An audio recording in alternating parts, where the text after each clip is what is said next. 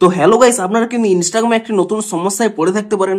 আপনারা যখন Instagram অ্যাপটিকে open করে নিয়ে এখানে রিলস সেকশনে চলে যাবেন, এখানে কিন্তু একটি নতুন আপডেট আপনারা পেয়ে যাবেন।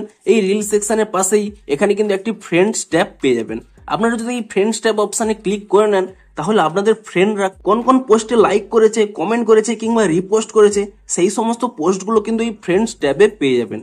কিন্তু আপনারা কি চাইছেন, এই যে ফ্রেন্ডস ট্যাব বলে এখানে অপশানই শো করছে, এটিকে রিমুভ করে দিতে চাইছেন, অর্থাৎ এই অপশানগুলো এখান থেকে কিন্তু রিমুভ করতে চাইছেন। তো আপনারাও যদি এই ট্যাবগুলোকে রিমুভ করতে চান, তো তা কি করে রিমুভ করতে পারবেন সেটাই জানাবো আজকের এই ভিডিওটিতে। তাই জন্য কিন্তু পুরো ভিডিওটি অবশ্যই দেখতে থাকুন। তো তার আগে ভিডিওটিকে অবশ্যই একটি লাইক করে দিন, এবং এই চ্যানেলে যদি আজই নতুন এসে থাকেন, এখন এই চ্যানেলটিকে সাবস্ক্রাইব করে রাখুন এরকম নতুন নতুন ভিডিও দেখার জন্য। তো আপনারা এই রিলস ট্যাবের মধ্যে এখানে এই রিল এবং ফ্রেন্ডস এই দুটি ট্যাব এখান থেকে রিমুভ করবেন কিভাবে, দেখুন এই দুটি ট্যাব রিমুভ করার কিন্তু পার্মানেন্ট কোনো সলিউশন নেই।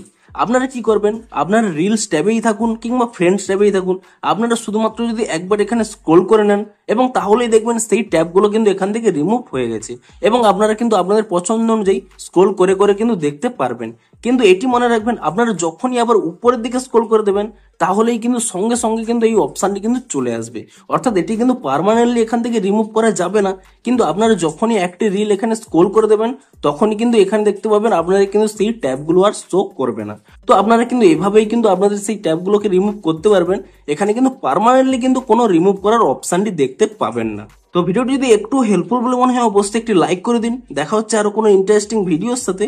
Thanks for watching.